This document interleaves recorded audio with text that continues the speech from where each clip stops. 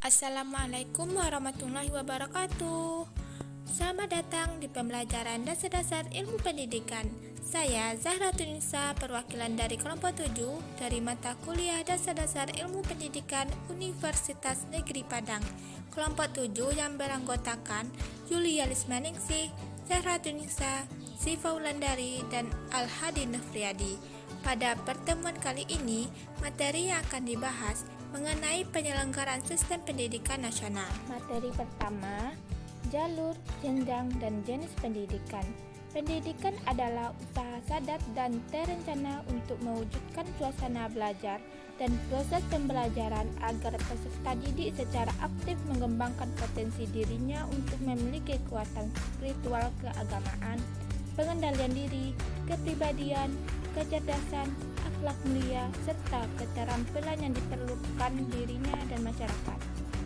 Menurut Departemen Pendidikan dan Kebudayaan, tahun 1976, pendidikan nasional adalah suatu usaha untuk membimbing para warga negara Indonesia menjadi berkepribadian Pancasila, yaitu berpribadi berdasarkan ketuhanan, berdasarkan kemasyarakat, dan mampu membudayakan alam sekitar.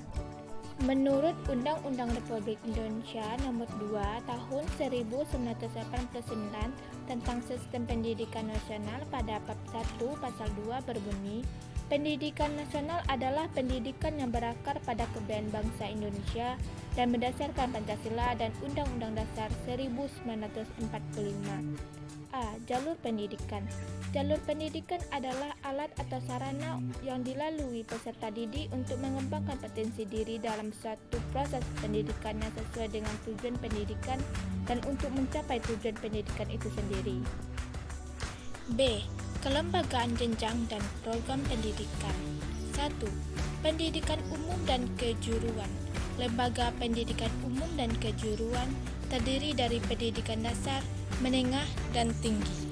Pendidikan umum merupakan program pendidikan yang lebih mengutamakan perluasan pengetahuan dan pendidikan keterampilan peserta didik yang diwujudkan pada tingkat-tingkat akhir masa pendidikan.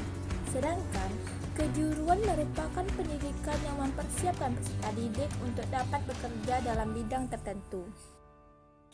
Pendidikan dasar diselenggarakan untuk mengembangkan sikap dan kemampuan serta memberikan pengetahuan dan keterampilan dasar yang diperlukan untuk hidup dalam masyarakat dan mempersiapkan peserta didik yang memenuhi persyaratan untuk melanjutkan pendidikan menengah.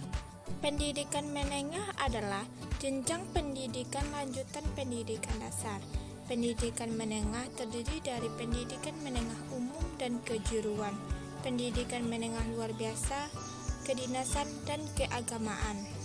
Pendidikan tinggi adalah jenjang pendidikan kelanjutan pendidikan menengah yang diselenggarakan untuk menyiapkan peserta didik menjadi anggota masyarakat yang memiliki kemampuan akademik dan profesional yang dapat menerapkan, mengembangkan, dan menciptakan ilmu pengetahuan, teknologi, dan kesenian.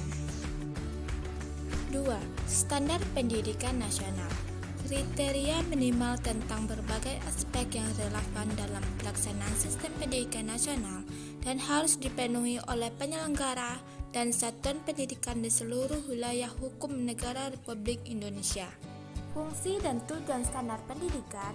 Yang pertama, sebagai dasar dalam perencanaan, pelaksanaan, dan penguasaan pendidikan dalam rangka mewujudkan pendidikan nasional yang bermutu.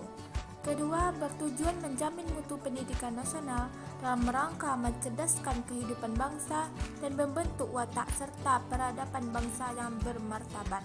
3. Disempurnakan secara terencana, terarah, dan berkelanjutan sesuai dengan tuntutan perubahan kehidupan lokal, nasional, dan global. 3. Dasar, fungsi, tujuan, dan prinsip pendidikan nasional. A. Dasar fungsi pendidikan nasional. Yang dimaksud dengan dasar di sini adalah sesuatu yang menjadi kekuatan bagi tetap tegaknya suatu bangunan atau lainnya. Seperti pada rumah atau gedung, maka pondasilah yang menjadi dasarnya. Begitu pula halnya dengan pendidikan. Dasar yang dimaksud adalah dasar pelaksanaannya yang mempunyai peranan penting untuk jadikan pegangan dalam melaksanakan pendidikan di sekolah-sekolah atau di lembaga-lembaga pendidikan lainnya. B. Fungsi pendidikan nasional. Alat membangun pribadi, pengembangan warga negara, pengembangan kebudayaan, dan pengembangan bangsa Indonesia. Menurut Undang-Undang Republik Indonesia Nomor 2 Tahun 1989, Bab 2 Pasal 3, pendidikan nasional berfungsi untuk mengembangkan kemampuan serta meningkatkan mutu kehidupan dan martabat bangsa Indonesia dalam rangka upacara mewujudkan tujuan nasional. C. Tujuan pendidikan nasional. Tujuan pendidikan adalah suatu faktor yang amat sangat penting di dalam pendidikan, karena tujuan merupakan arah yang hendak dicapai atau yang hendak dituju oleh pendidikan. Begitu juga dengan penyelenggaraan pendidikan yang tidak dapat dilepaskan dari sebuah tujuan yang hendak dicapainya. Hal ini dibuktikan dengan penyelenggaraan pendidikan yang dialami bangsa Indonesia. D. Prinsip-prinsip pendidikan nasional. Sesuai Undang-Undang Nomor 20 Tahun 2003 tentang Sesdiknas, ada 6 prinsip. Ketentuan ini diatur pada bab 2 pasal 4 yang diuraikan dalam 6 ayat. Pendidikan diselenggarakan secara demokratis dan berkeadilan serta tidak diskriminatif dengan menjunjung tinggi hak asasi manusia, nilai keagamaan, nilai kultural, dan kemajemukan bangsa. Pendidikan diselenggarakan sebagai suatu proses pembudayaan dan peserta didik yang berlangsung sepanjang hayat. Pendidikan diselenggarakan sebagai satu kesatuan yang sistematis dengan sistem terbuka dan multi makna. Pendidikan diselenggarakan dengan memberi keteladanan, membangun kemauan, dan mengembangkan kreativitas peserta didik dalam proses pembelajaran. Dan terakhir, pendidikan diselenggarakan dengan mengembangkan budaya membaca, menulis, dan berhitung bagi segenap warga masyarakat. Kesimpulan, sistem pendidikan nasional adalah kesatuan integral dari sejumlah unsur pendidikan yang saling berpengaruh, terarah kepada pencapaian tujuan pendidikan yang akan menghasilkan keluaran atau tamatan yang berkualitas demi kemajuan bangsa dan negara. Sistem pendidikan nasional juga memiliki tujuan dan fungsi, di mana kita sebagai penerus bangsa harus mewujudkan tujuan tersebut agar bangsa kita menjadi bangsa yang maju dengan pendidikan yang berkualitas dan dapat melahirkan generasi bangsa yang cerdas. Penyelenggaraan sistem pendidikan nasional tersebut juga ditunjang dengan pengajaran dan perkembangan iptek yang ada, sehingga semua itu menjadi satu kesatuan yang saling melengkapi.